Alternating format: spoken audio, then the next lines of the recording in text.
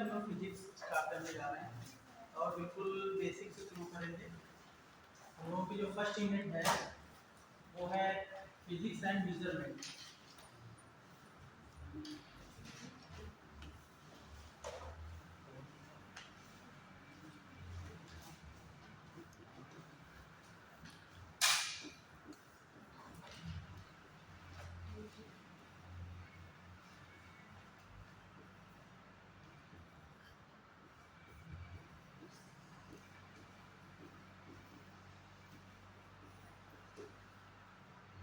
ऐसा लिखा है, ये एक दो दिन में प्रैक्टिस में आ जाएगा तो सही हो जाएगा। ठीक है, तो प्रयास करिएगा समझने का। देखिए नीट हट गया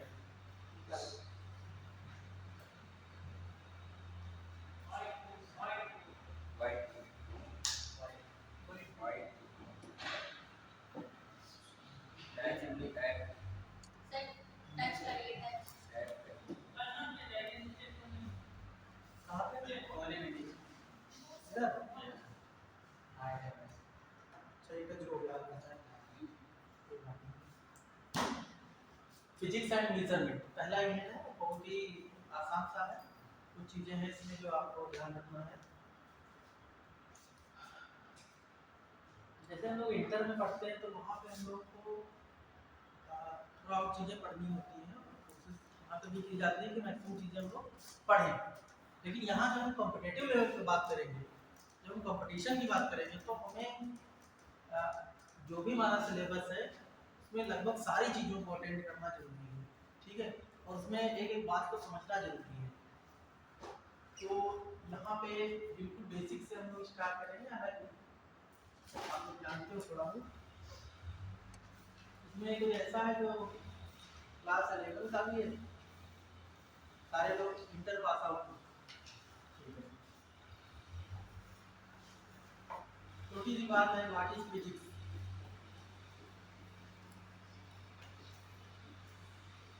पहला क्वेश्चन यही होता है हमारा, व्हाट इज फिजिक्स।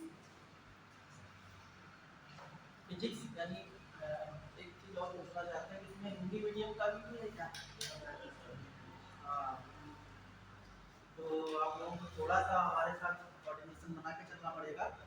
और हम तो ज़्यादातर चीज़ें आपको इंग्लिश में डिलीवर करेंगे, लेकिन आपको अगर कोई प्रॉब्लम आती है तो आप हैंड रेज करके अपना पूछ सकते हो कि सर ये बात मुझे हिंदी में समझा दीजिए। ठीक है, कोई भी चीज़ आपको एक भी वर्ड अगर कोई दिक्कत करता है तो आप तुरंत उसको पूछना है। ठीक, आज हम ये बेसिक चीज़ें समझेंगे, उसके बाद धीरे धीरे हम लोग अपना लेवल बढ़ाते चले जाएंगे। ठीक है, तो फिजिक्स, व्हाट इज फिजिक्स, भौतिक विज्ञान क्या है?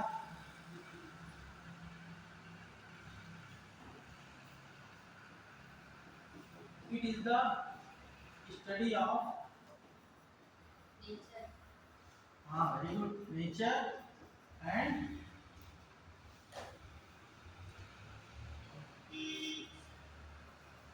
व्हाट, प्रकृति और प्राकृतिक घटनाओं का अध्ययन। ठीक है, study of nature and natural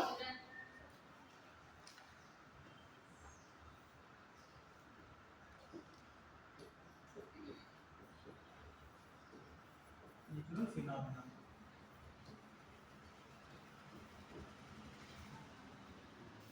एक आप लोग कॉपी बना लीजिए, हर सब्जेक्ट की बना लीजिए। जब आपको रेगुलर पढ़ाई करना, तैयारी करना है वास्तव में, तो आप हर चीज का एक नोट्स बनाइए। वो इसलिए जरूरी होता है कि जब आप एग्जाम देने जाओगे तो वो कॉपी आप, इसमें टाइम नहीं लगता रिवाइज करने में। एक दो घंटे में भी तुम उसको पूरा थ्रू आउट पढ़ लोगे और लास्ट टाइम में तुम सोचोगे कि हम बैठ के पूरा एक एक किताब खोल के पढ़ें तो फिर पॉसिबल नहीं। इसलिए छोटी छोटी चीज़ों को नोट करना जरूरी है। तो फिजिक्स हो गई। अगर मैं बात करूँ who is the father of physics, भौतिक विज्ञान का जनक कौन है? न्यूटन। Very good. और who is the father of modern physics, आधुनिक भौतिक विज्ञान का जनक कौन है? चलिए कोई बात नहीं, जो फादर ऑफ फिजिक्स हैं वो न्यूटन है, और जो आधुनिक यानी मॉडर्न फिजिक्स के फादर हैं वो अल्बर्ट आइंस्टीन है। ठीक है, इस बात को नोट कर लीजिए। अब इसके बाद आता है फिजिकल क्वांटिटी, बहुत इंपॉर्टेंट है।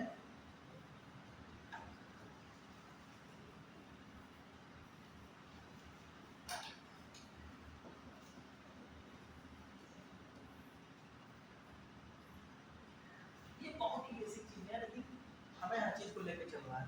जैसे हो सकता है किसी बच्चों को चीजें पता भी हो, लेकिन हम मान के चलते हैं कि आप जीरो से तैयारी कर रहे हो, एक एक चीज को आप नहीं करो। ठीक, फिजिकल क्वांटिटीज क्या होता है?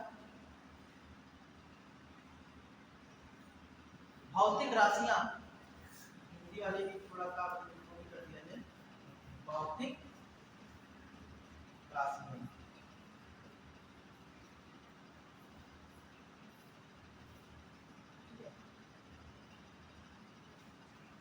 फिजिकल क्वांटिटीज,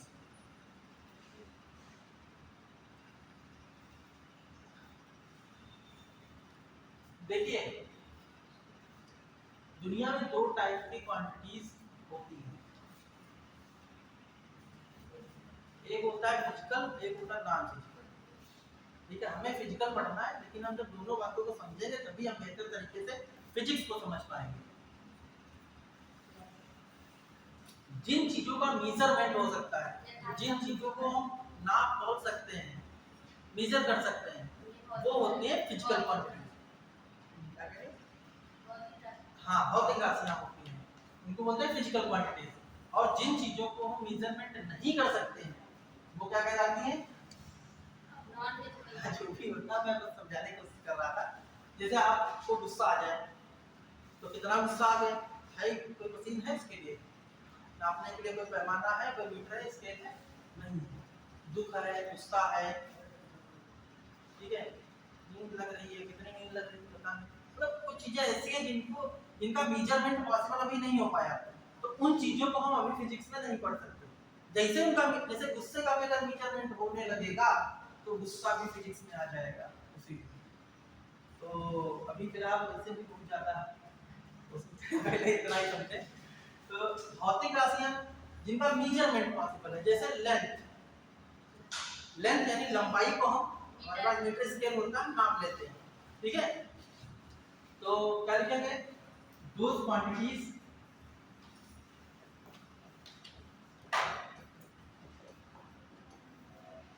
थोड़ा सा समझने की कोशिश करिएगा कि इसमें हल्का ठंडा those quantities which can be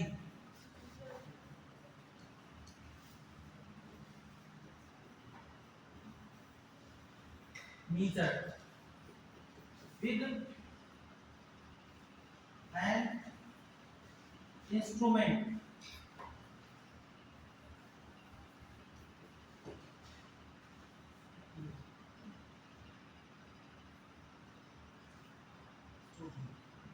which can be measured with an instrument।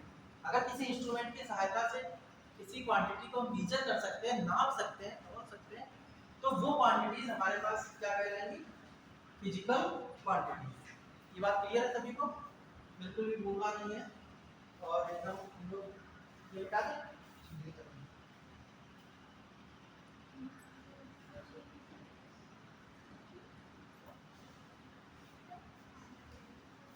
चलिए, इसके बाद हम लोग आते हैं types of physical quantities.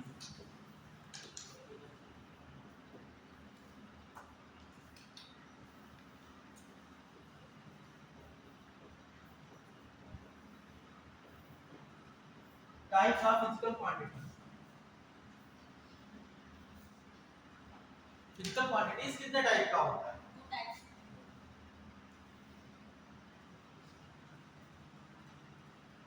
Types कह सकते हो, या इसमें सब टाइप आप कह सकते हो, बल्कि हम लोग यहाँ पे डायरेक्टली इसको 3 टाइप में पढ़ेंगे। ठीक है, नंबर 1 सबसे पहला कौन सा होता है? Very good, fundamental. यही अच्छी बात है कि आप लोग थोड़ा सा बोलोगे तो और बेहतर तरीके से स्टडी होगी। ठीक, फंडामेंटल फिजिकल क्वांटिटीज। हम लोग थ्योरेटिकल पोर्शन भी पढ़ेंगे और उसके बाद जब हमारी थ्योरी वाला क्लियर हो जाएगा तो उसके बाद हम लोग न्यूमेरिकल भी पढ़ेंगे और उसमें कुछ होमवर्क भी रहा करेगा जो आप लोगों को वैसे भी करना यहाँ पे भी प्रैक्टिस करनी है। इससे रिलेटेड अगर कोई प्रॉब्लम भी आती है तो फिर आप पूछ सकते हो। ठीक, fundamental physical quantities. Fundamental physical quantities ऐसी क्वांटिटीज होती हैं जो जिनको कहीं से हमें बनाना नहीं है, वो बस सेल्फ है, खुद से है, उनको हम कहीं अदर से डिराइव नहीं कर सकते। आप समझ रहे हो? तो those quantities which can not be derived from other quantities, इनको हम दूसरी क्वांटिटी से डिराइव नहीं कर सकते, मतलब दूसरी राशियों से मिलकर हम उसको नहीं बना सकते। वो क्या कहलाएंगी? Fundamental physical quantities. तो लास्ट से एक लाइन लिखते हैं, those quantities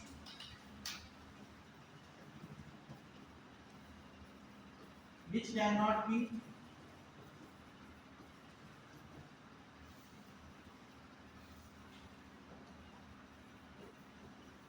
derived from other quantities।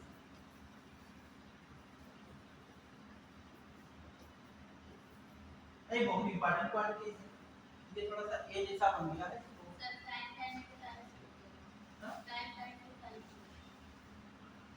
अच्छा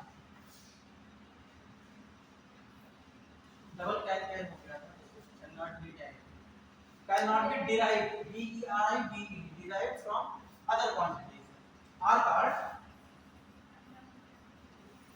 fundamental physical quantities।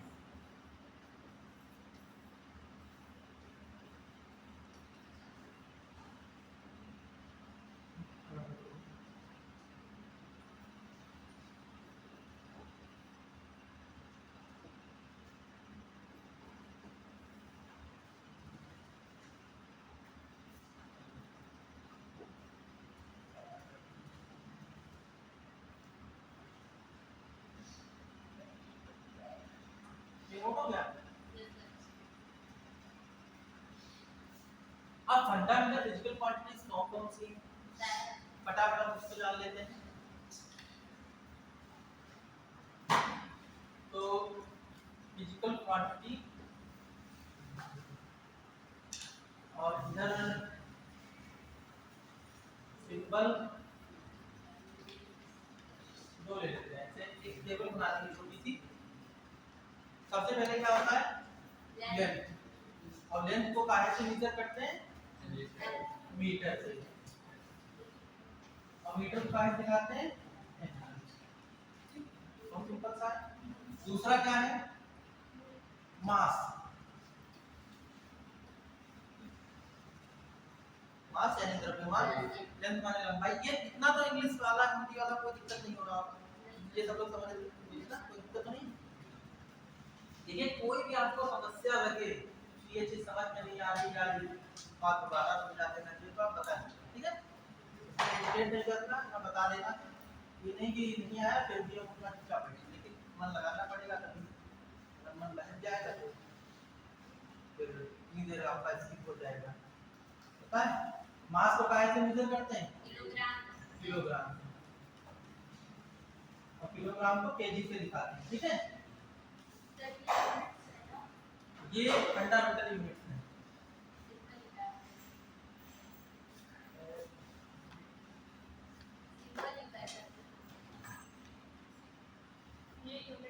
इसको आप ये सिंबल है एम और ये मीटर वगैरह ये ऐसा यूनिट है, तो थोड़ा सा चेंज भी कर सकते हो, यहाँ पे इस तरीके से कर सकते हो, यूनिट ऐसा यूनिट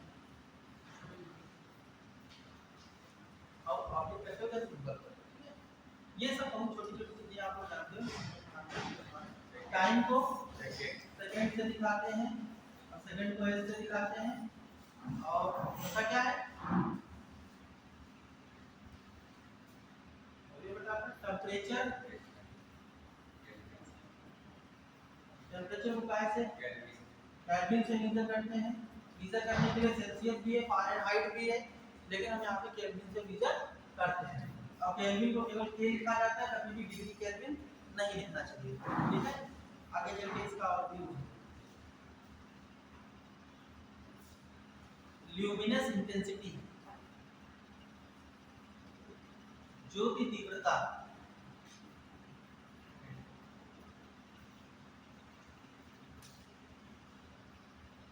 कोई प्रकाश जैसे बल्ब जल रहा है ये कितना तीव्र है, ये धीरे जल रहा है तेज जल रहा है, इसको भी मेजर करने के लिए यहाँ पे बनाया गया है। इसको दिखाते हैं कैंडेला से, ये डबल ये और इसका सिंबल होता है सी, ठीक है। छठा अमाउंट ऑफ मैटर हो गया, एक सूत्र है जिसमें बताइए होता है अमाउंट ऑफ मैटर को मोल से दिखाते हैं और शॉर्ट में सिंबल होता है एमओ एच होता है, ठीक है। Amount of matter,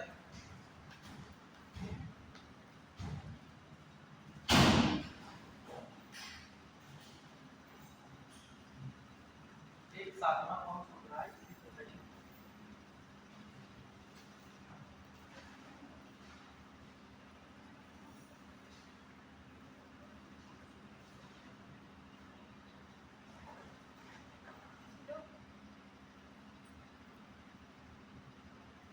electric current.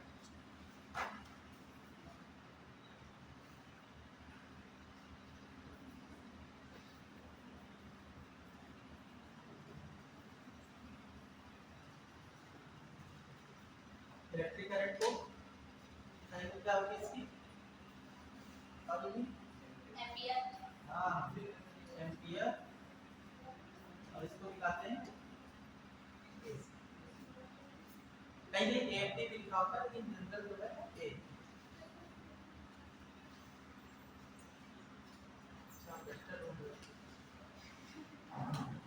होता है ये हमारी क्या थी भाई, ये हमारी थी फंडामेंटल फिजिकल क्वांटिटीज, ठीक। ये समझ गए यहाँ तक कोई डाउट? इसके बाद नंबर 2 आता है, सप्लीमेंट्री कर लेते हैं, इसके बाद कर लेंगे डिराइव।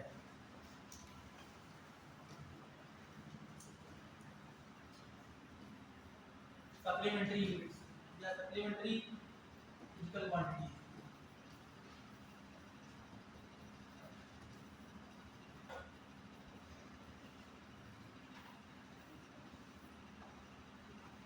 यहाँ पे क्या समझना है, 2 3 पहला एंगल तो थीटा से दिखाते हैं और इसकी एसआई यूनिट क्या होती है, एसआई यूनिट इसकी होती है रेडियन, रेडियन और रेडियन को आरएडी से लिखा जाता है रेड, ठीक है। और एडी के बारे में सब लोग जानते हो, जो कोई वो प्लेन हो सकते हैं या फिर जो लाइंस हो सकती हैं, वो जितना स्पेस बीच में उनके बीच में जो स्पेस होता है उसको मेजर करने के लिए यहाँ पे एंगल होता है थीटा, ठीक है। अब एक होता है इसको एंगल भी लिख सकते हो, इसको प्लेन एंगल भी लिख सकते हो, ठीक है। तो प्लेन भी हो सकते हैं, जैसे दो पेज हैं, एक पेज ये एक पेज है, तो ये पेज आपस में कितने झुकाव पे हैं, कितना झुके हुए हैं, उसको हम लोग एंगल लिखते हैं, ठीक है। प्लेन एंगल एक होता है सॉलिड एंगल, इसके बाद ये थोड़ा समझने वाली चीज है और इसको समझना बहुत जरूरी है।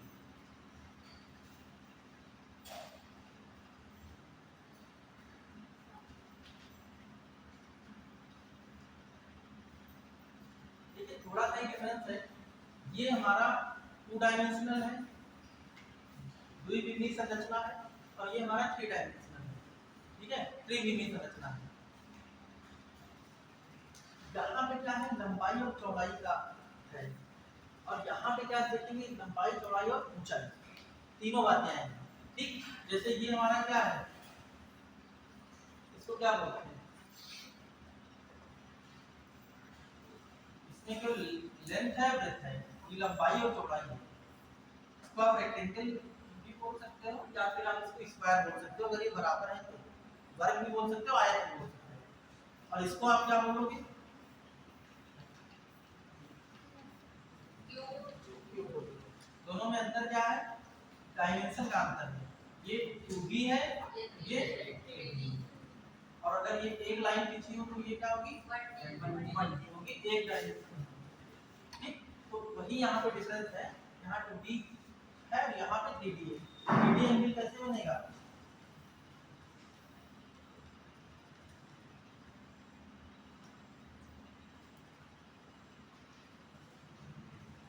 ये थोड़ा नीचे कुछ हो गया है इसको।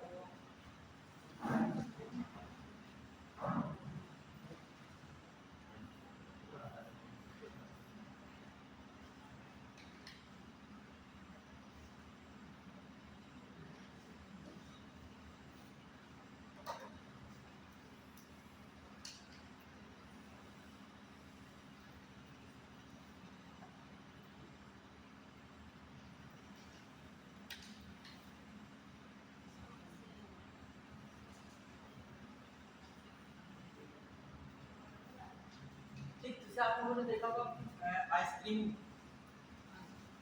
कोन वाली होती है, ठीक है, तो उसमें जो अंदर साइड में जो मतलब एंगल बनेगा वो क्या होता है? सॉलिड है। ठीक, इसको स्टेरेडियन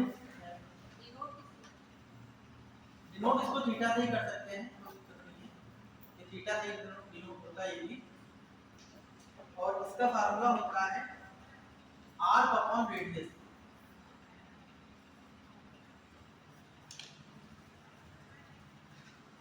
आर्क अपॉन रेडियस ये डी है। ये क्या आर्क क्या होती है? चाप। यहाँ पे ये क्या है हमारी? आर्क। ठीक है, इसको हम लोग दिखा सकते हैं एस से। और रेडियस क्या है हमारी? ये वाला बोला जाएगा रेडियस। अगर एंगल निकालना है तो theta equal to r upon radius s upon r. ये फार्मूला आपको याद रखना बहुत जरूरी है। और इसकी एसआई यूनिट जो होती है वो स्टेरेडियन।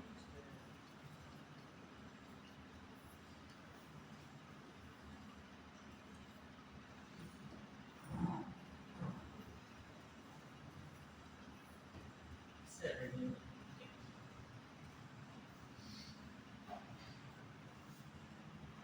फोटो क्या?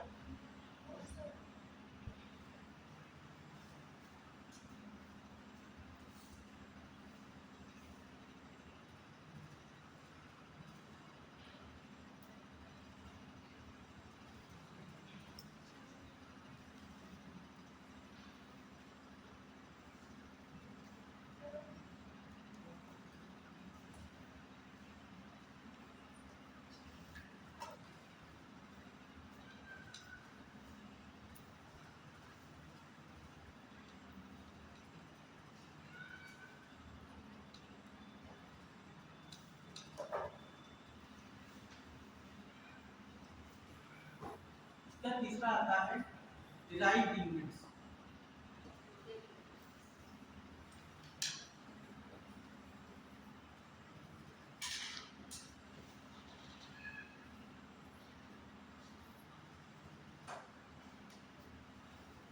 ऐसी यूनिट या ऐसी फिजिकल क्वांटिटी होती है जिसको फिजिकल क्वांटिटी का टाइप करते हैं।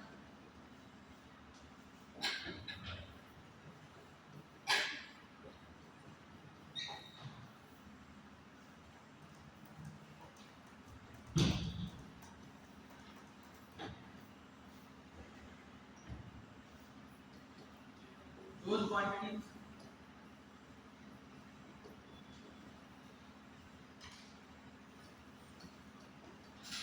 which are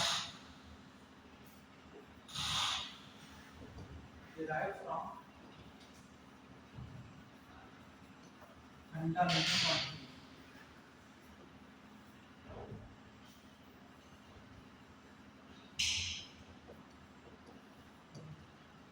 are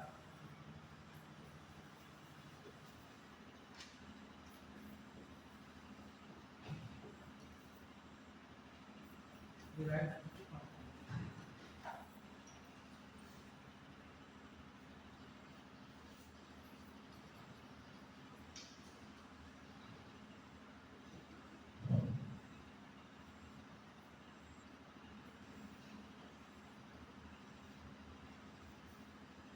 ये बहुत ज्यादा इंपॉर्टेंट है।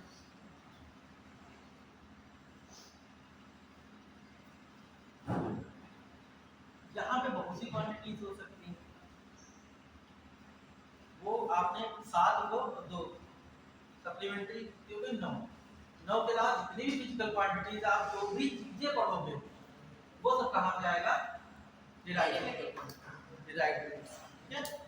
तो चलिए एग्जांपल के माध्यम से समझते हैं। एग्जांपल जैसे हम लोगों को मान लीजिए एरिया का निकालना है,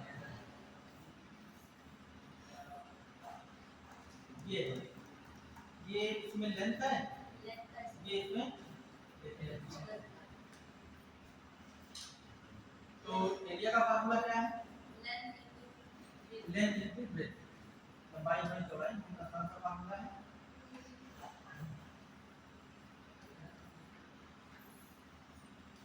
एरिया को क्या बोलते हैं भाई, क्षेत्रफल, आसान सा है, लंबाई में चौड़ाई।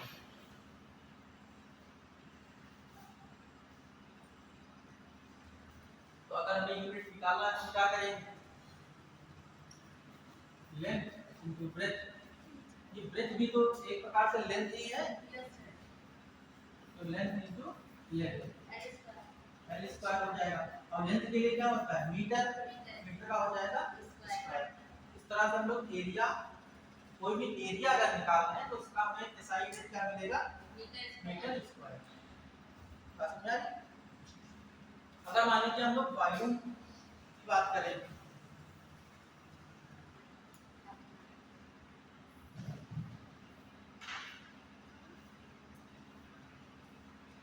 ये वॉल्यूम की बात करें तो यहाँ पे देखिए ये क्या हो गई, लेंथ हो गई, और ये क्या हो गई, ये हाइट वॉल्यूम है, और ये क्या हो गई, अगर वॉल्यूम यानी हम लोग वॉल्यूम इक्वल टू क्या हो जाएगा, लेंथ ब्रेथ इनटू हाइट, तो क्या हो जाएगा, ये तीनों ही लेंथ है, लेंथ इनटू लेंथ क्या हो गया, तो क्या हो जाएगा मीटर। अगर कोई वॉल्यूम की बात होती है तो वो मीटर। इस प्रकार से हम लोग बहुत सी यूनिट्स आराम से निकाल सकते हैं। जैसे मान लीजिए आपसे फोर्स के बारे में बात करना है, फोर्स का फार्मूला तो पता है क्या होता है, F equal to ma, general formula यही है। ये न्यूटन का कौन सा लॉ है, न्यूटन का ये कौन सा लॉ है, ये सेकंड लॉ है। जब डेमो हो रहे थे तो यही वाला बहुत ज्यादा पढ़ाया गया था, जो लोग आए होंगे वो लोग जानते होंगे। F इक्वल टू ma, चलिए कोई बात नहीं, हमें इसकी एसआई यूनिट निकालना है। इसकी एसआई यूनिट हम कैसे निकालेंगे, मास, ये तो m हमारा क्या है, मास यानी द्रव्यमान, द्रव्यमान के लिए क्या होता है केजी, वेरी गुड। ये क्या है, एक्सीलरेशन, एक्सीलरेशन कैसे निकालोगे, मीटर पर सेकंड। अब अगर हमें एक्सीलरेशन का नहीं पता तो एक्सीलरेशन का भी फार्मूला हमें पता होना चाहिए, क्या होता है एक्सीलरेशन के लिए, एक्सीलरेशन क्या होता है, dv/dt, rate of change of velocity is called acceleration, वेग परिवर्तन की दर, ठीक है। तो dv/dt इज कॉल्ड एक्सीलरेशन, ठीक। तो v का क्या होता है, मीटर पर सेकंड, और टाइम, ठीक है। d का काम केवल ये है किसी क्वांटिटी को छोटा करना, ठीक है। अगर किसी क्वांटिटी को आप बड़ा करना चाहते हो तो फिर क्या करोगे, हाँ d हटा दो, तो d को हटाने का तरीका क्या है, मैं दिखाया तो सभी लोग बायो करना, हाँ इसके लिए फिर इंटीग्रेशन करेंगे। अगर हमें जैसे मान लो हमारे पास dx है, हम चाहते हैं x मिल जाए तो हम इसका इंटीग्रेशन करते हैं, ये एक दूसरे के पूरक होते हैं और एक दूसरे को कैंसिल आउट कर सकते हैं, मतलब d और इंटीग्रेशन। लेकिन ये नहीं कि आपने इसका सारा काट दिया, ये गलत नियम है। तो करता है। तो एक्सेलरेशन को निकालने के लिए क्या करते हैं, मीटर पर सेकंड और टाइम किलो सेकंड होता ही है। जैसे बायो वाले बच्चों का मैं थोड़ा सा ये ध्यान है कि थोड़ा मैथमेटिकल में दिक्कत होती है, ठीक। तो आपको बहुत, जैसे मैं मान लीजिए मैं मैथ का स्टूडेंट रहा हूँ, फिर बात फिजिक्स की पढ़ा रहा हूँ, लेकिन हो सकता है मैं जल्दी जल्दी फ्लो में पढ़ाता चला जाऊँ मैथ वाली चीज़ें और आपको दिक्कत हो समझ में ना आए तो आप पूछ लीजिए, क्योंकि पूछोगे नहीं जब तक वो चीज़ डाउट रहे, एक भी पॉइंट अगर डाउटेड रह गया तो फिर आप नहीं समझ पाओगे। सब चीज़ कड़ी एक दूसरे से जुड़ी हुई है, ठीक।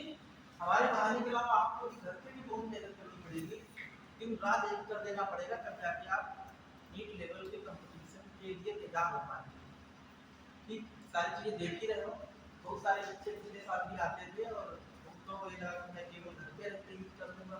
हम लोगों ने प्रयास किया, मेरी शुभकामनाएं के साथ में, लेकिन बेहतर रिजल्ट।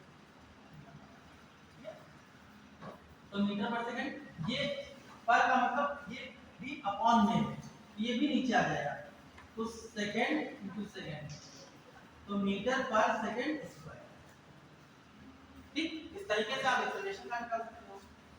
अब अगर आपको मान लीजिए एक्सेलरेशन भी नहीं निकाल पा रहे हो क्योंकि v का नहीं होता है, तो फिर आप v का भी निकाल सकते हो, ठीक।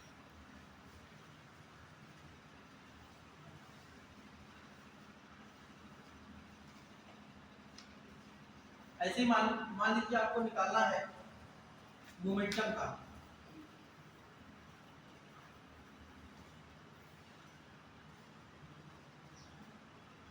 मोमेंटम को कैसे दिखाते हैं, p से।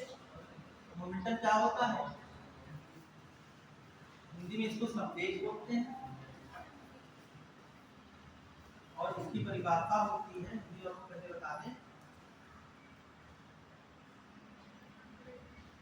इसका फार्मूला अगर आप समझ लो तो आपको परिभाषा समझने में बहुत आसानी है। क्या होगा फार्मूला, इसको p से दिखाते हैं, p m * बहुत आसान है। अब मैं समझाता हूँ कि मोमेंटम होता क्या है। जैसे मान लीजिए मेरे हाथ में एक पेन है, तो इस पेन का कुछ ना कुछ मास होगा, इसको अगर आप किसी तराजू में रखें तो हमें कुछ ना कुछ इसकी वैल्यू मिलेगी, 100 ग्राम का है, 200 ग्राम का है, आधा किलो का है, ठीक है, या जो भी वैल्यू आएगी वो है।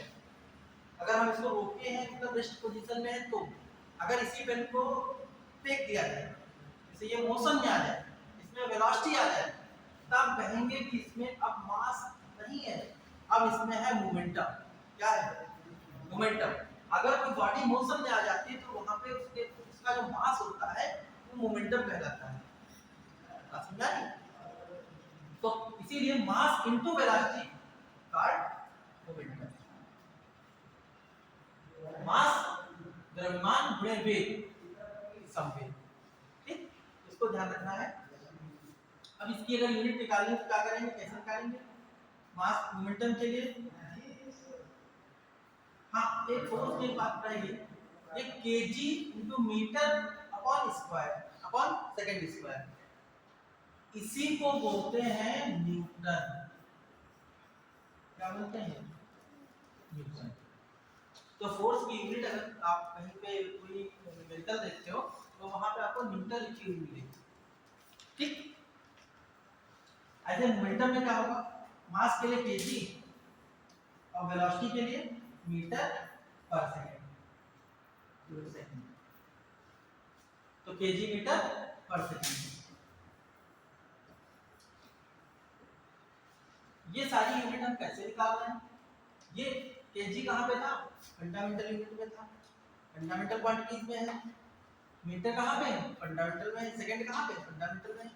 तो फंडामेंटल यानी जो बेसिक हमारे पास थी उनको मिला मिला के हम ये सारी क्वांटिटीज की यूनिट बना रहे हैं। कोई भी क्वांटिटी है इसकी आप यूनिट बना सकते हो इसके फार्मूले से, ठीक। तो इसलिए ये सब क्या कहलाती है, डिराइव्ड यूनिट्स। डिराइव यूनिट यानी कहीं से हम उनको डिराइव कर रहे हैं, उनका डेरिवेशन कर रहे हैं, उनको कहीं से प्रूफ कर रहे हैं, सिद्ध कर रहे हैं, ठीक।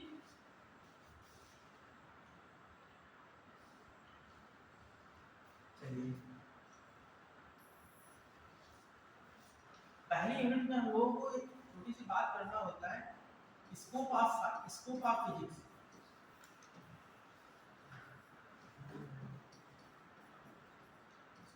फिजिक्स का स्कोप कहाँ कहाँ पे है ये बात कर रहे हैं। तो आज के टाइम में आप कहीं पे भी देखोगे तो आपको फिजिक्स नजर आएगा। जैसे अभी आप तो गर्मी लग रही तो क्या चल रहा है, पंखा, और पंखा जो है वो फिजिक्स की देन है। ठीक, इसमें पूरा इलेक्ट्रॉनिक्स है। या आप जैसे ये बोर्ड, डिजिटल बोर्ड, ये भी क्या है, एक फिजिक्स ही है। ऐसे ही आप बहुत सारी चीजों को देख सकते हैं, जितना भी इलेक्ट्रॉनिक्स है ये सब कहाँ पे आता है, फिजिक्स में आता है। या जितना भी जिन चीजों को भी मेजरमेंट करके बनाया गया है, जो भी चीजें हैं वो सब कहाँ पे आएंगी, फिजिक्स में आएंगी। ये तो अपने आसपास क्लासरूम की बात कर सकते हैं। आप दवाई लेने जाते हो, क्योंकि आप लोग डॉक्टर बनने जा रहे हैं, तो वहाँ पे नीचे समझना कि जैसे आप दवाई लेने जाते हो तो आपको क्या, डॉक्टर अगर आपको चोट लग गई है तो हड्डी वगैरह में दिक्कत है तो आपको तुरंत क्या लगेंगे, एक्सरे। एक्सरे मशीन क्या है, फिजिक्स है। वहाँ पे पूरा फिजिक्स लगता है, आपको एक्सरे पढ़ाया जाएगा, वहाँ पे एक्सरे के बारे में सारी चीजें आपको बताई जाएंगी। और एक्सरे की खोज किसने की थी भाई, वो डिस्कवर्ड एक्सरे, विलियम रॉन्टजन।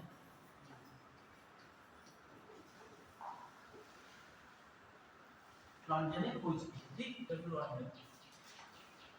ऐसे ही आपको बहुत बेसिक बेसिक चीजें आपको पता होना चाहिए, किस चीज की खोज किसने की थी या किस कॉन्सेप्ट को किसने बताया था। इस टाइप के भी क्वेश्चंस आपको पूछे जाते हैं।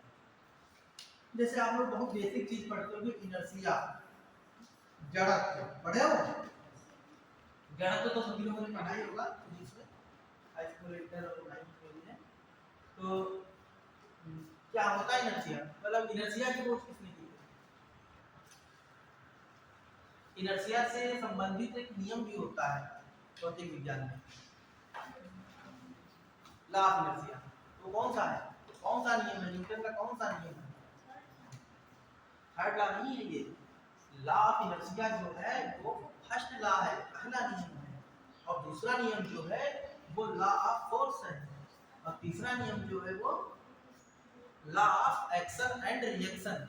अगर आप किसी चीज पे बल लगा रहे हो तो वो चीज आपके ऊपर उतना ही विपरीत दिशा में बल लगाएगी। ठीक, तो इनर्शिया, इनर्शिया की खोज किसने की थी, सही, किसने की थी, गैलीलियो ने। ठीक है, इस बात को याद रखना। हम लोग जनरली जब जैसे पूछा गया हम लोग न्यूटन पे टिक लगा देते हैं तो फिर गलत हो जाता है। कॉन्सेप्ट ऑफ इनर्शिया जो था किसने बताया था, गैलीलियो। इसी प्रकार से बहुत सी जो बेसिक चीजें हैं उनकी आपको जानकारी होनी चाहिए। ऐसे कुछ है जो मैं बता रहा हूँ।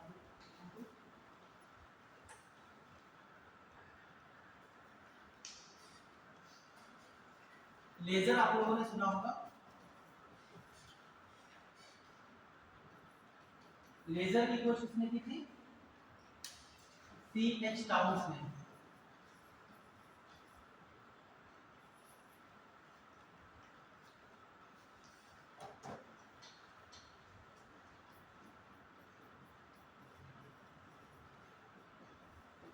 एक्सपेंशन ऑफ यूनिवर्स, हमारा जो ब्रह्मांड है ये फैल रहा है, मतलब जितना है वास्तव में वो हर समय बाहर की तरफ फैल रहा, बड़ा होता जा रहा है। इसकी खोज किसने की थी, मतलब ये बात किसने बताई? बहुत समय पहले हम लोग केवल इतना जानते थे कि सूर्य पृथ्वी का चक्कर लगाता है, बहुत समय पहले की बात कर रहा हूँ। तब लोगों को लगता था कि सूर्य जो है सुबह भाई पूरब में निकलता है और धीरे धीरे इधर आता है और पश्चिम में डूब जाता है। अभी भी अगर आपको साइंस ना पता हो तो आपको यही तो लगेगा, क्योंकि हम लोग अर्थ पे खड़े हैं तो अर्थ हमारे लिए बहुत बड़ी है, पृथ्वी बहुत बड़ी है और उसके कंपेयर में हम बहुत छोटे हैं, इसलिए हम बाहर की दुनिया को नहीं देख सकते। अरे एक बॉल के ऊपर चींटी बिठा दो, चींटी तो बहुत बड़ी हो जाएगी बॉल के लिए, मतलब हम लोग बहुत छोटे हैं उसमें, बहुत ऊंचे से देखा जाए तो हम लोग दिखाई नहीं पड़ेंगे, पहाड़ वहाड़ थोड़ा बहुत दिखते हैं, बाकी समुद्र वगैरह दिखता है। तो एक समय में हम लोगों को लगता था कि हमारा यूनिवर्स जो है, हमारा सूर्य क्या है, पूरब में उगता है पश्चिम में डूबता है। लेकिन जैसे जैसे साइंस का विकास हुआ, लोगों ने काम किया, टेलीस्कोप बनाए, फिर ऑब्जर्व किया, तब देखा कि नहीं, सूर्य पृथ्वी का चक्कर नहीं लगाता है, पृथ्वी सूर्य का चक्कर लगा रही है और लगातार लगा रही है, अनंत काल से लगा रही है, अनंत काल तक लगाती रहेगी। ये बात जब बताई गई तो भाई एकदम से चेंज आ गया, उसको प्रूफ करा गया मैथमेटिकली, उसको दिखा करके। तो मैं इतना डीप में नहीं जा रहा, मैं सीधे यहीं पे आ रहा हूँ कि एक्सटेंशन ऑफ यूनिवर्स, यूनिवर्स है क्या, व्हाट इज यूनिवर्स, ब्रह्मांड क्या है। जैसे हम लोग पृथ्वी पर रह रहे हैं, पृथ्वी बहुत बड़ी है, हम लोग पृथ्वीवासी इसका चक्कर लगा रहे हैं, सूर्य का, ठीक है। सूर्य का चक्कर और भी ग्रह हैं और भी प्लैनेट हैं जो लगा रहे हैं, कौन कौन से, 8 प्लैनेट फिलहाल हैं, बुध, शुक्र, पृथ्वी, मंगल, शनि, अरुण, वरुण, और यम का भी डेवलपमेंट चल रहा है, मरकरी, वीनस, अर्थ, मार्स, जुपिटर, सैटर्न, यूरेनस।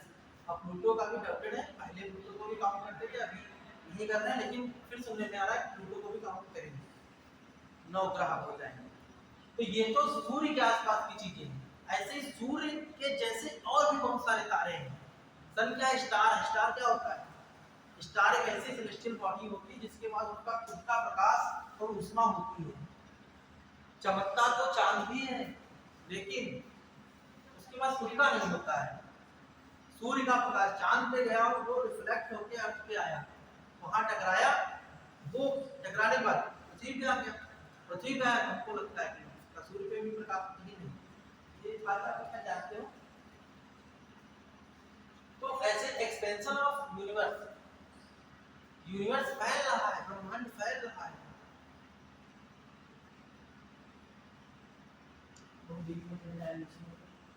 इसकी ये बात बताई जिसने हबल है, हबल,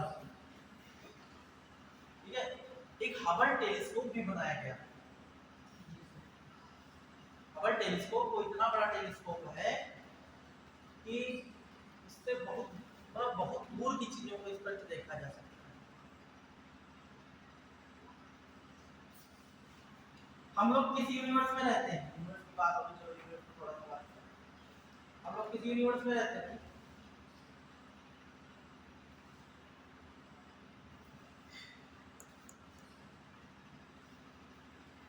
अच्छा हम लोग किस गैलेक्सी में रहते हैं, ये तो बहुत सिंपल सा क्वेश्चन है, क्योंकि हम लोग फिजिक्स पढ़ रहे हैं तो हमें फिजिक्स की बेसिक चीजें पता होना चाहिए। हम लोग रहते हैं अर्थ पे, पृथ्वीवासी हैं, और पृथ्वी आता है सोलर सिस्टम में, यानी सन, सूर्य के आसपास का जो भी चीजें हैं वो सब क्या है, सोलर सिस्टम में, ठीक। और सोलर सिस्टम आता है गैलेक्सी के अंदर, क्योंकि उस गैलेक्सी के अंदर बहुत सारे करोड़ों की संख्या में सोलर सिस्टम है, बहुत सारे सन है, बहुत सारे स्टार हैं। उस गैलेक्सी का नाम है मिल्की वे गैलेक्सी, मिल्की वे गैलेक्सी। इसका मतलब करिएगा, बहुत सारे चीजें आपको मिल्की वे गैलेक्सी। मिल्की वे इसको क्यों बोलते हैं, क्योंकि ये देखने में दूधिया रंग की है, मतलब ये सफेद सफेद चमक रही है, इसलिए इसको बोलते हैं मिल्की वे गैलेक्सी। इसका आकार कैसा है, इसका आकार कैसा है भाई, शेप कैसा है बताइए।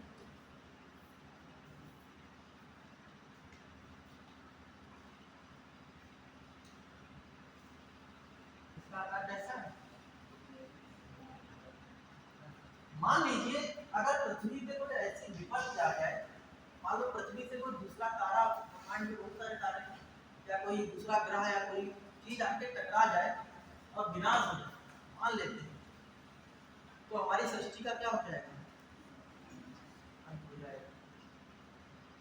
ये नासा का नाम सुना होगा आप लोगों ने, क्या है नासा,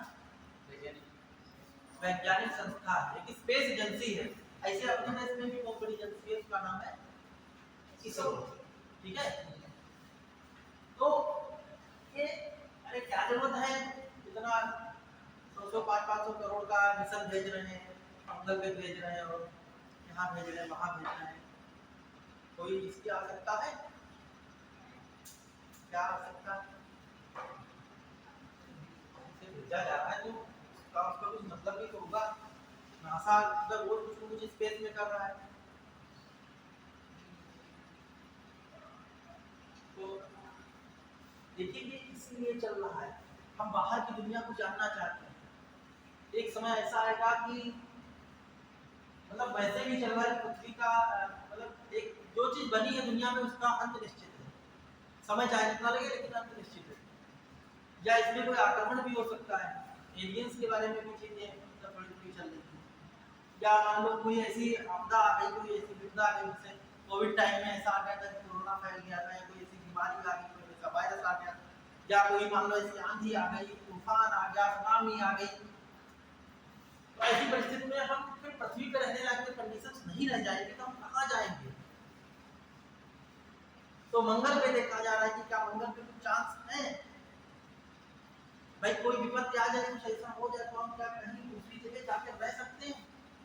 इसलिए ये लोग इतना काम कर रहे हैं, दिन रात में एजेंसी बाहर जाके अपना करेंगे और हर देश इस कंपटीशन में लगा हुआ है। अमेरिका जैसे नासा, अमेरिका सोच रहा है कि हम जल्दी से कोई पूरा ग्रह ही कब्जा लें।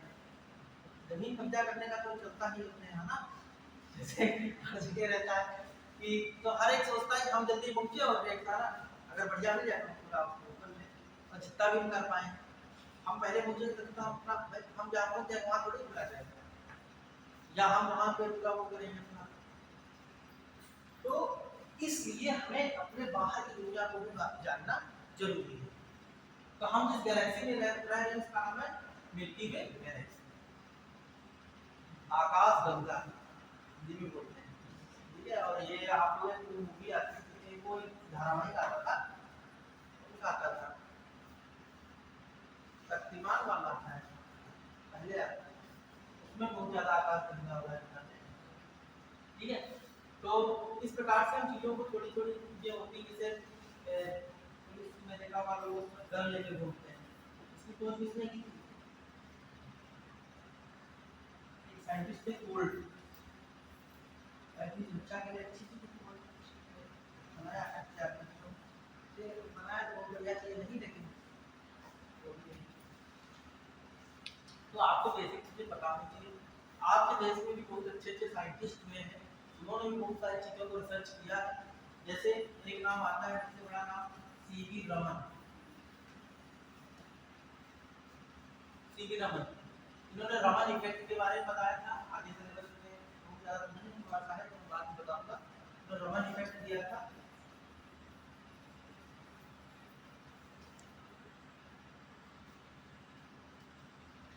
एक साइंटिस्ट थे बोस, इंडियन साइंटिस्ट का जो सिलेबस है, इसलिए उनके बारे में भी आज आप लोगों को होमवर्क है, तीन चार से साइंटिस्ट हैं हमारे, उनके बारे में थोड़ा थोड़ा जानना, ठीक है। एस एन बोस, तो इन्होंने भी कुछ लिमिट्स वगैरह बताई थी। और कौन साइंटिस्ट है बड़े? एपीजे अब्दुल कलाम का भी नाम आता है, उनको मिसाइल में बोला गया है, तो उनके बारे में तो आप लोगों को पता ही है, सम्मान के लिए लिखना जरूरी है।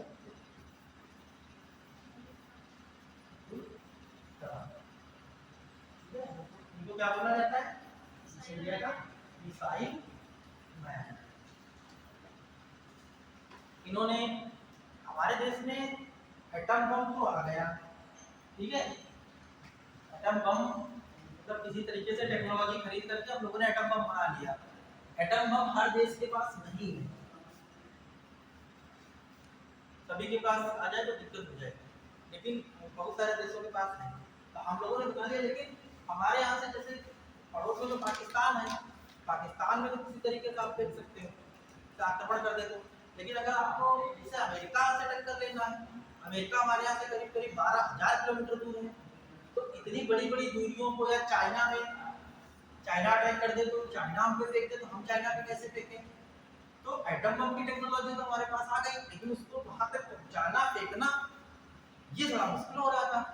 तो उसके लिए कर दिया, उसके लिए क्या किया इन्होंने, एपीजे अब्दुल कलाम ने मिसाइल बनाई, पृथ्वी मिसाइल, अग्नि मिसाइल, और ये सब मिसाइलें 5-5, 6-6 हजार किलोमीटर, 8-8 हजार किलोमीटर उसको ले जाके वहां पे विस्फोट कराने में सक्षम, इसीलिए इनको बोला गया था missile man of India.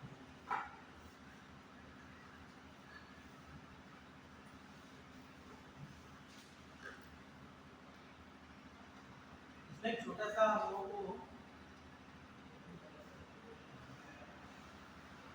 Length के बारे में थोड़ा सा हम लोगों को जानना है।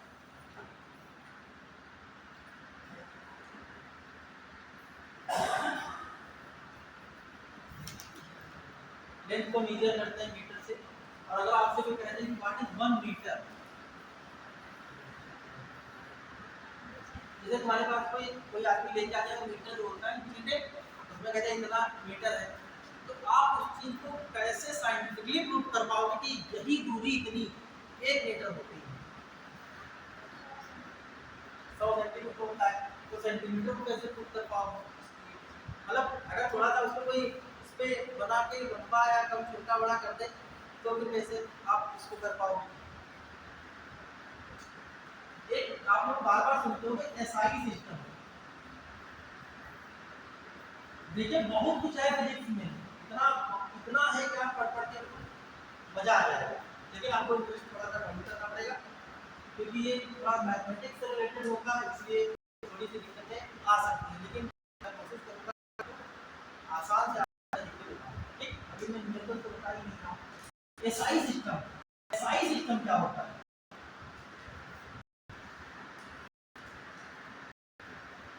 देखिए पहले चीजों को नापने का तरीका अलग था, एक ट्रेडिशनल जमाना चलते हैं जब ये कुछ नहीं किलोग्राम और घड़ी कुछ भी नहीं, लोग सब सिस्टम बनाए थे जो उससे वो लोग करते थे, जैसे मुझे मान लो किलो चावल लेना है तो भैया मैं आपको दे देता हूँ, मुझे 1 किलो चावल दो, और चीजों की वैल्यू कंपेरेबल थी, भाई मैं आपको 2 दिन काम कर दूंगा तो 5 किलो गेहूं दे दूंगा, मैं गाय दे दूंगा, विनिमय माध्यम, ठीक है, जिसका नाम है गुड्स एक्सचेंज मेथड, मतलब एक चीज दो दूसरी चीज दो।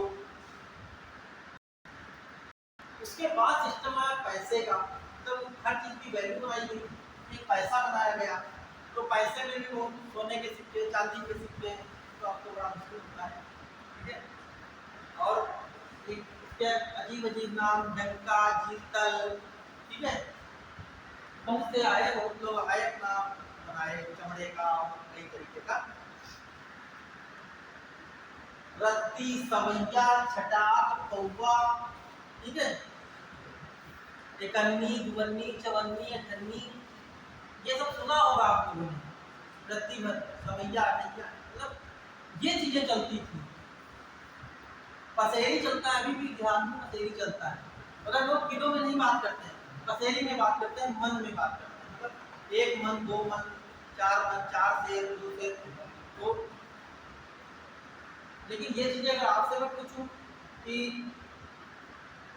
भैया 1 मन में कितने किलो, बता पाओगे? 1 मन में कितना किलो होता है? 1 मन में होता है 8 पसेरी, 8 पसेरी, 1 पसेरी में होता है नहीं, पसेरी का वितरण आप लोग जानते हो, क्योंकि अभी हम लोगों का इतना हुआ है, और भी जैसे तुम मार्केट में सब्जी खरीदने जाओ तो वहाँ पे एक नंबर चलता है, वहाँ मतलब हर चीज 5 किलो के हिसाब से मिलती है, 1 नंबर 2 नंबर, नंबर भी बोलते हैं उसको, ठीक। तो ये अलग अलग देशों में अलग अलग सिस्टम चल रहा था, कोई अपना लीटर से नापता था, कोई पाउंड वगैरह था उसका यूज करता था, तो सब जगह अलग अलग सिस्टम था, तो एक बनाया गया system of international SI system. SI system में सबसे मेन जो था वो था MKS system, MKS system. MKS में क्या होता है? एम मतलब मीटर। लेंथ के लिए क्या लेना है हमें? मीटर लेना है। ये क्या था? किलोग्राम। और एस क्या था? सेकंड था। टाइम के लिए हमेशा सेकंड। तो एमकेएस सिस्टम, ऐसे एफपीएस सिस्टम भी था। कुछ कुछ देशों में एफपीएस सिस्टम बनाया गया, हालांकि इतना कार्य नहीं था। एफपीएस सिस्टम ये लंबाई के लिए क्या लेते थे? फुट या फीट। पी काय के लिए था? वजन के लिए, पाउंड। और टाइम के लिए सेकंड के लिए है, टाइम के लिए होता है। ठीक, तो अलग अलग देशों में अलग अलग सिस्टम बनाया गया, लेकिन हमारे जो सिलेबस में है जो हमको फॉलो करना है या बाहर के कहीं पे फॉलो करना है, वो क्या है? MKS system. समझ आ रही? आपको कभी न्यूमेरिकल देता है, जैसे ग्राम में लिख दे तो आपको कायम कन्वर्ट करना है किलोग्राम।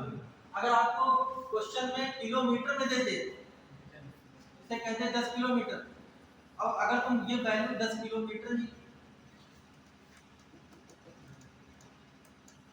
10 किलोमीटर की वैल्यू अगर आपने मीटर में नहीं बदली तो फिर आपका क्वेश्चन गलत हो जाएगा। याद रखना, आपको एमकेएस सिस्टम लागू करना है। ठीक, वो तो जैसे मेरे ख्याल आएगा तो बताता रहूंगा। ये कुछ ऐसा ही सिस्टम है।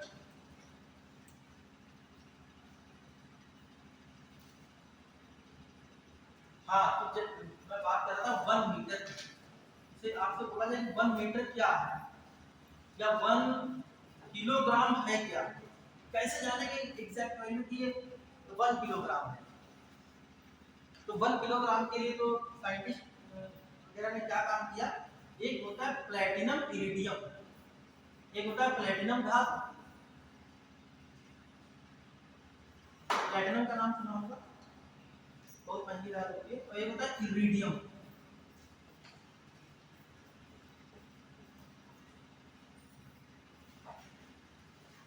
तो प्लैटिनम और इरिडियम से मिलके एक एक सिलिंड्रिकल शेप में, मतलब बेलनाकार आकार का एक वस्तु है। ठीक है, इस टाइप में। इन धातुओं की बात, ये अच्छी बात ये है, ये इनका कभी क्षय नहीं होगा, मतलब ये कभी कोरोजन नहीं होगा। ये नहीं कि घिस गए, खराब हो गए या कुछ दिक्कत आ गई, नहीं।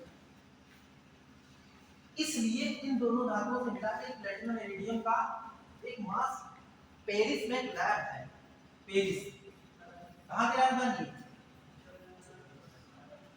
फ्रांस की। ठीक है, तो वहां पे रखा गया है प्लैटिनम इरिडियम का एक सिलिंड्रिकल शेप का एक वॉल्यूम। ठीक है, प्लैटिनम इरिडियम PtIr। इसकी वैल्यू को 1 किलोग्राम माना गया है। इसको मान लिया गया कि ये 1 किलोग्राम, और उसके बराबर 1 किलोग्राम का एक लोहे का बाट बना लिया गया। लोहे का बाट जो होता है वो 10, 20, 50 साल बाद इसकी वैल्यू घट सकती है। कैसे घट सकती है? उसमें उसका जंग लग जाए या कुछ हो जाए। अरे बड़ा होता है तो अपना, जैसे गांव में आप दूध खरीदने जाते हो तो लोग क्या करते हैं? वो लीटर में गड़बड़ कर सकते हैं अपना बचाव करने के लिए। जैसे उनका लीटर है, लीटर में नापते हैं, तो ये होना चाहिए ऐसे, लेकिन इसको टोक टोक के कैसे कर दिया? ये तो उठा लेगा ना इतना दूध, आपको क्या होगा? पढ़ने पे ऐसा हो जाता है। ठीक है, या आप यहाँ से अगर मान लीजिए आपके घर में गाय भैंस है, खरीदना है, उठा कर नहीं करें। तो ये सिस्टम बदले ना, मतलब गड़बड़ ना हो, इसलिए एसआई सिस्टम बनाया गया। एक प्रॉपर सिस्टम बनाया गया, एक हर चीज का एक सिस्टम बना दिया गया, जिससे कि पूरे देश, पूरे विश्व में एक समानता आ सके।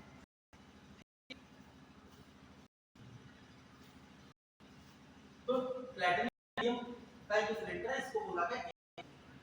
लेकिन व्हाट इज 1 मीटर? तो 1 मीटर के लिए होता है, लाइट की स्पीड कितनी होती है बताइए? स्पीड होती है 3 × 10 की पावर 8 मीटर। ये स्पीड होती है, और इसमें वैल्यू इसको आप लोग कहीं नोट 991 अपॉन है 99792 और 458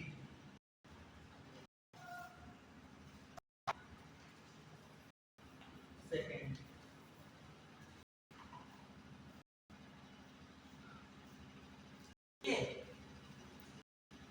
प्रकाश जब कितनी देर चल सेकेंड कितना बात समझना, एक सेकेंड के इतने भाग कर दोगे, 1/29,97,92,458 इतने समय में प्रकाश जितनी दूर जाएगा प्रकाश वो क्या कहलाएगा 1 मीटर। 1 मीटर क्या होता है? अब प्रकाश जो लाइट की स्पीड है वो चेंज करती है, ये बात आपको याद रखना। दुनिया में कुछ भी बदल सकता है, स्पीड ऑफ लाइट हमेशा क्या रहेगी, स्पीड ऑफ लाइट वो कांस्टेंट रहेगी, फिक्स रहेगी। इसको सी से दिखाते हैं, स्पीड ऑफ लाइट को सी से दिखाते हैं। कहीं सी लिखाओ समझना, ये स्पीड ऑफ लाइट यानी प्रकाश के ब्रेक के लिए बात, ठीक। तो एक क्या हुआ कोई बताए,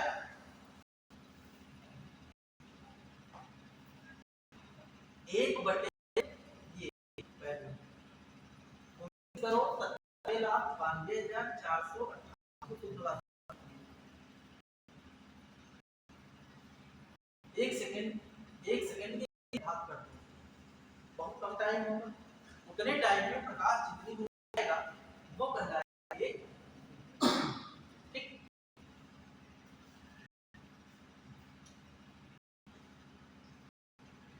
अब यहाँ पे मीटर आपके पास लिखा हो 1 सेंटीमीटर, 1 सेंटीमीटर कितने मीटर होते हैं,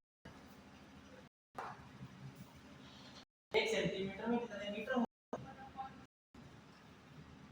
चलिए इसको दूसरे तरीके से समझते हैं। 1 मीटर में कितना सेंटीमीटर होता है? एक जो मीटर होता है, मीटर स्क्वायर उसमें कितने सेंटीमीटर होता है? 100 होता है। तो 1 सेंटीमीटर में कितना मीटर होता है? 1। Very good. इसको अगर मैं निकालेंगे तो कितना आएगा, या अगर ये करना चाहो क्या लिख सकते हो, 10 पावर का 10 हम 100, और अगर मैं इसको ले जाऊं तो 10 की पावर कहीं पे भी सेंटीमीटर, सेंटीलीटर, सेंटीग्राम, तो सेंटी के लिए क्या होता है -2 होता है, ठीक।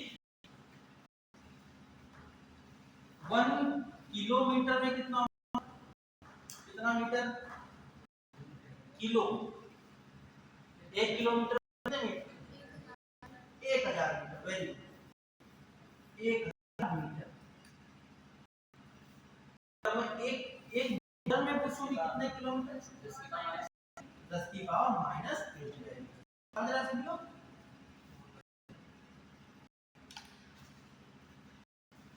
किलोमीटर तो यूनिट होगी। लाइट ईयर की बात करूं, लाइट ईयर 10 वर्ष एक है, light year, what is light, इसको एल वाई से दिखा, 1 लाइट ईयर को 1 लाइट ईयर क्या होता है, प्रकाश वर्ष क्या होता है,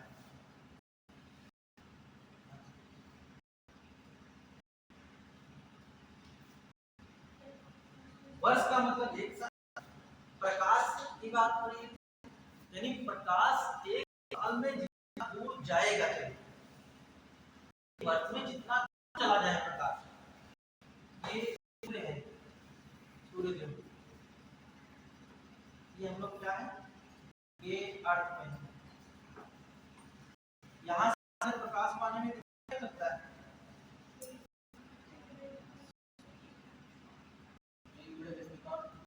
नहीं वो तो इसकी स्पीड है, समय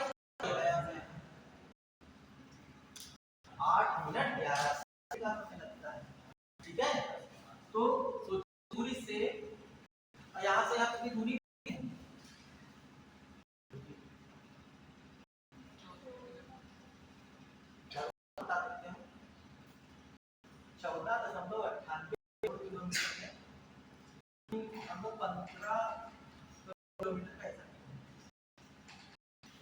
हिस्सा बहुत दूर।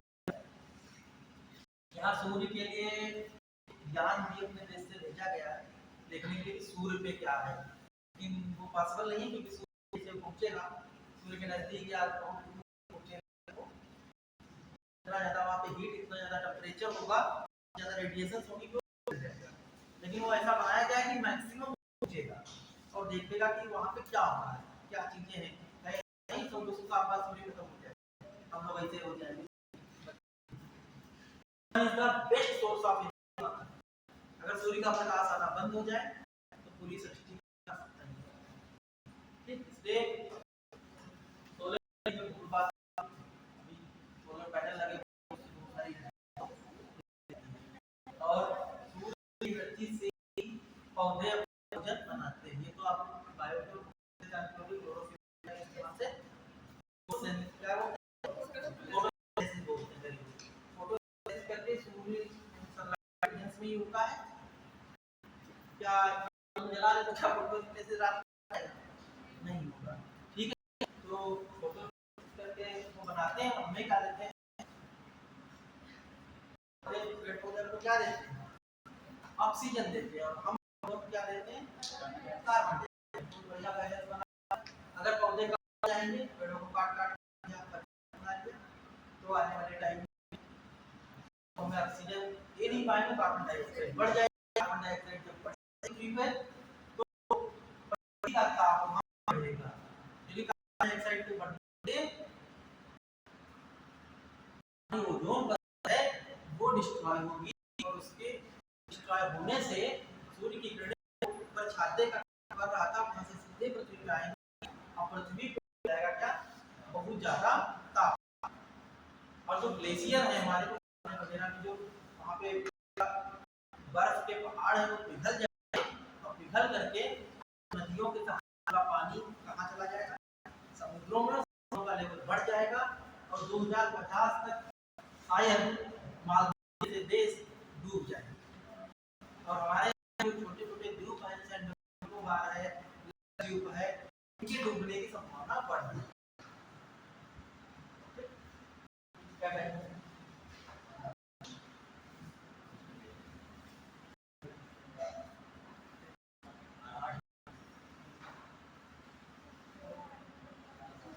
चलिए थोड़ा सा तो लाइट की बात करते हैं। लाइट वेव क्या होता है, जब बड़ी दूरियों को हमें नापना हो, हजारों किलोमीटर, लाखों किलोमीटर, तो उस कंडीशन में हमें करना पड़ता है, हमें बड़ी यूनिट चाहिए, तो बड़ी यूनिट के लिए हम जाते हैं लाइट ईयर जैसे, यहाँ पे मात्रक निकालेंगे, एक लाइट ईयर कितनी दूरी होती है ये भी जानना बहुत जरूरी है, एक लाइट कितनी दूरी होती है फटाक से कैलकुलेट करते हैं, लाइट की स्पीड कितनी है, 3 × 10⁸ मीटर, ठीक, ये तो अब साल में दिन कितने होते हैं,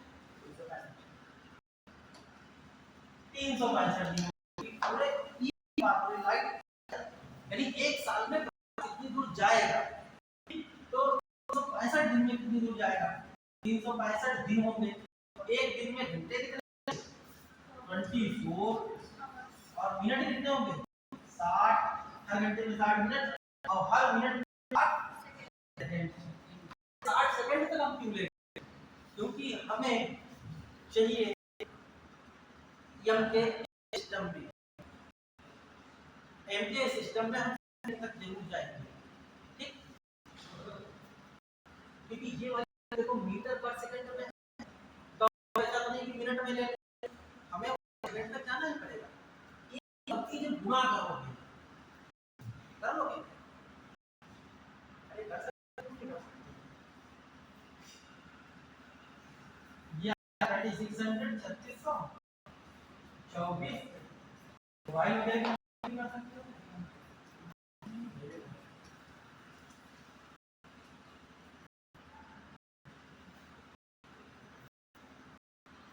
ये करीब करीब आएगा, मोटे मोटे तौर पे हम 10 की पावर 16, इससे हल्का सा मान अप्रोक्सीमेटली इतना मान सकते हैं, ये 9 दशमलव समथिंग आता है,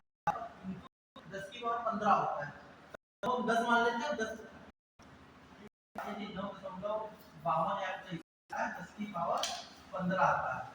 अब सॉल्व कर लेना, आप देख इसको हम लगभग 10 मान लेते हैं, ये 10 की पावर 15, ये 10 की पावर 1, ये दोनों कॉम्बिनेशन कितना है, 10 की पावर 16 मीटर।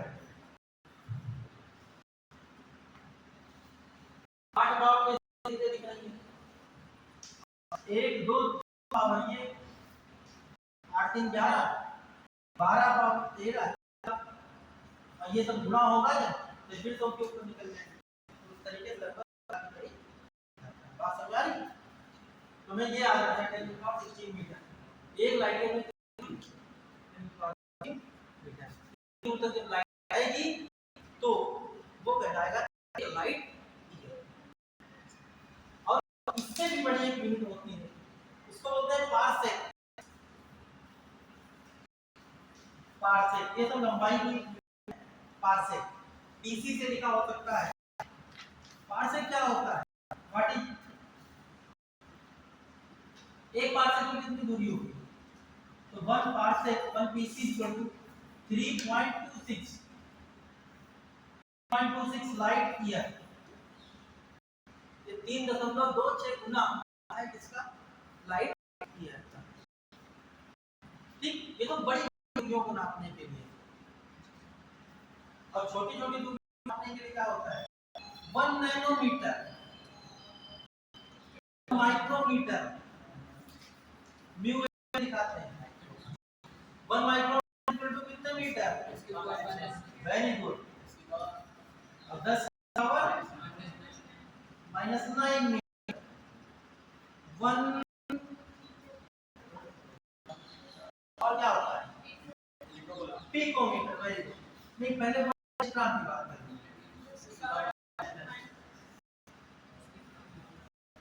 एंगस्ट्रॉम तो बहुत जरूरी है, ये बार बार क्वेश्चन आता है मोल वगैरह में, बहुत जल्दी इसका 1 एंगस्ट्रॉम 10 की पावर 10 मीटर, राइट। और क्या 1 पिकोमीटर, पीएम लिखा होगा 10 की पावर -12, इससे भी छोटा को नापना है, क्या बोलता है, मतलब देखो हम लोग अभी तक वहां तक नापते हैं जहां हमें दिक्कत आई, जैसे हमें मान लो एटम वगैरह का देखना था, तो 10 पावर 9-10 में आ गए। न्यूक्लियस का जब साइज देखना था तो 10 पावर 12 के करीब आ गए। न्यूक्लियस और भी छोटा होता है, न्यूक्लियस कितना छोटा होता है, अगर क्रिकेट के मैदान को एटम मान लिया जाए तो जो क्रिकेट की बॉल होती है उसको न्यूक्लियस कहा जाएगा, कितना छोटा होता है मान लीजिए। 1 फर्मी, 1 फर्मी बोलिए 10 की पावर -18। ठीक, तो आपको ये चीजें पता होनी चाहिए, 1 centi, 1 micro, 1 kilo, 1 pico, 1 fermi, ठीक है, 1 एंगस्ट्रॉम, 1 नैनो, नैनो मतलब 9, ठीक है, माइक्रो मतलब -6, ठीक है। माइक्रो माइक्रोस्कोप देखा होगा, वहां पे यहाँ तक हम लोग मेजर कर सकते हैं, बैक्टीरिया वगैरह जो होते हैं वो इसी साइज के होते हैं। और क्या हो सकता है,